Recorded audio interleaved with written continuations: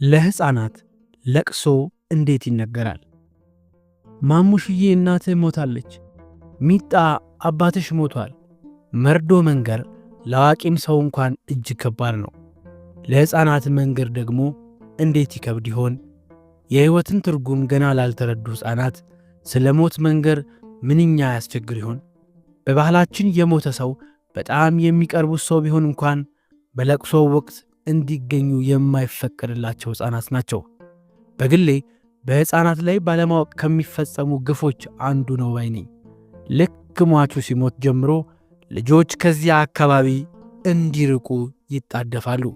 ወደ ጎረቤት እንዲሄዱ ወይ ዘመድ ጋር እንዲቆዩ ወይ አንድ ክፍል ውስጥ መጫወቻና ጣፋጭ ምግብ ተሰጥቷቸው እንዲቆዩ ይደረጋል። ይህን ጊዜ ትንሿ ጭንቅላታቸው በጥያቄ ልትፈነዳ ትደርሳለች። በሚያዩት የሐዘን ፊት፣ በሚያዩት ትርምስ ግራ ተጋብተው ምን እየተከናወነ እንደሆነ ለማወቅ ባለመቻላቸው ይሰቃያሉ። ይህ ስቃይ ለቅሶም ካለፈ በኋላ ይቀጥላል።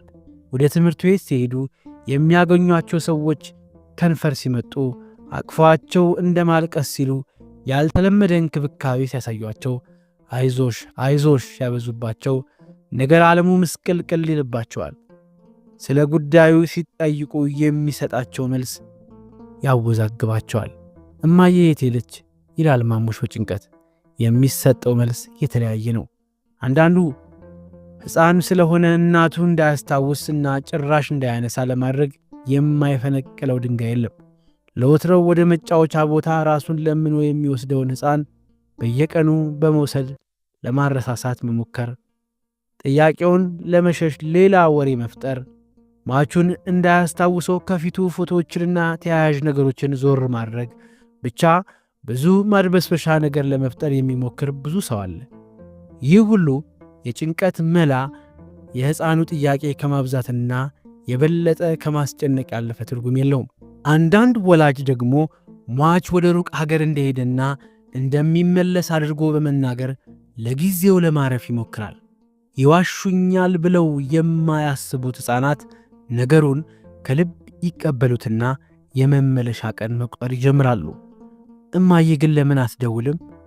አልናፍቃትም እንዴ እያለ ይከፋዋል። አባዬ ግን ለምን ልብሶቹን ሳይዝ ሄደ? በጥያቄ ትረበሻለች። ወዳጄ ምን አለፋ ብዙ ሕፃናት በዚህ ለቅሶን በአግባቡ የሚያስረዳቸው በማጣታቸው ምክንያት የሕይወት ዘመን ቁስል ይሆንባቸዋል። ልክ የሟች ነፍስ ስትወጣ እነርሱ የገደሉ ይመስል ያለምንም ማብራሪያ ከዚህ ጥፋ ተብለው ይገለላሉ። ብቅ ሲሉ እንኳን አትውጣላልኩም እየተባሉ ይጮህባቸዋል። ብቻ በለቅሶ ወቅት የሕፃናት ያክል የሚሰቃይ የለም። ለሕፃናት በሚገባቸው ልክ ስለ ሞት መንገር ያስፈልጋል።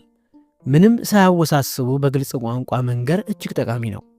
ሲነገራቸው ሊያለቅሱ ወይም ዝም ሊሉ፣ ጥያቄያቸውን ደግሞ ሊቀጥሉም ይችላሉ። ልክ ትልቅ ሰው በምናናግርበት ትኩረት ቁጭ አድርጎ ማስረዳት ያስፈልጋል። ሕፃናትን የሚያሰቃያቸው የሆነውን ነገር አለማወቃቸው ነው። ለቅሶውን መንገር፣ ከዚያም ጊዜ ሰጥቶ የሚሉትን መስማት፣ አብሯቸው ማልቀስና ማዘን፣ ሐዘናቸውን መጋራት፣ እንደ ሌላው ሰው ከሰው ጋር የሐዘኑ ተካፋይ እንዲሆኑ ዕድል መስጠት ያስፈልጋል። የሚወዱትን ሰው ካጡ በኋላ የሚኖሩ ለውጦችንም በግልጽ ለሕፃናት መንገድ ያስፈልጋል። ካሁን በኋላ አባዬ ትምህርት ቤት አያመጣህም፣ እህትህ ታመጣሃለች ወዘተ እያሉ የለመደው ሲቀርበት የሚሰማውን መሰበር ማስቀረትና ማዘጋጀት ይቻላል። ከዚያ በላይ ደግሞ መጽሐፍ ቅዱሳዊ ማጽናኛዎች ከአዋቂው ሰው በላይ ንጹሕ እምነት ያላቸው ሕፃናትን ያጽናናል። ሌላ የውሸት ታሪክ ከመፍጠር እውነት የሆነውን ቃሉን መንገር ልጆችንም ተናጋሪውንም ነፃ ያወጣል። አንድ አባት ልጁን ያጽናናበትን ቃለ ምልልስ የዚህ ጽሑፍ መዝጊያ ላድርገው። አባዬ ማማ ምን ሆና ነው? ማማ አርፋለች። ሚሚዬ ማለት ሞታለች። ማረፍ ምንድን ነው? ወደ እግዚአብሔር ሄዳለች። ወደ እርሱ ወስዷታል ማለት ነው። ለምን ወሰዳት? እኛ ጋር እንድትሆን እንፈልጋለን እኮ። ሲያማ ስትሰቃይ አልነበር? ከስቃዩዋ ሊያሳርፋት ወሰዳት። ከእንግዲህ ህመም አይሰማትም። ወደ እረፍት ወስዷታል። ግን እኮ አሁን መኝታ ቤት ነው ያለችው፣ አልወጣችም። አሁን መኝታ ቤት ያለው ስጋዋ ነው። ነፍሷ ግን ወደ እግዚአብሔር ሄዷል። ስጋዋስ? ስጋዋን ደግሞ ስለምንወዳት በክብር በሳጥን አድርገን ቤተ ክርስቲያን እናሳርፈዋለን። በቃ ከዚህ በኋላ ማየን አናገኛትም፣ አናያትም። እናያታለን። ሁላችንም እንደ እርሷ ወደ እግዚአብሔር እንሄዳለን። ክርስቶስ ሲመጣ የሞቱ ሁሉ ይነሳሉ። ያን ጊዜ እናያታለን። ክርስቶስ ግን ቶሎ ቢመጣ ጥሩ ነው አይደል? አዎ ቢመጣ ጥሩ ነው የሚታይ። አባቢ ታዲያ ለምን ታለቅሳለህ? እማዬ እኮ ወደ እግዚአብሔር ነው የሄደችው።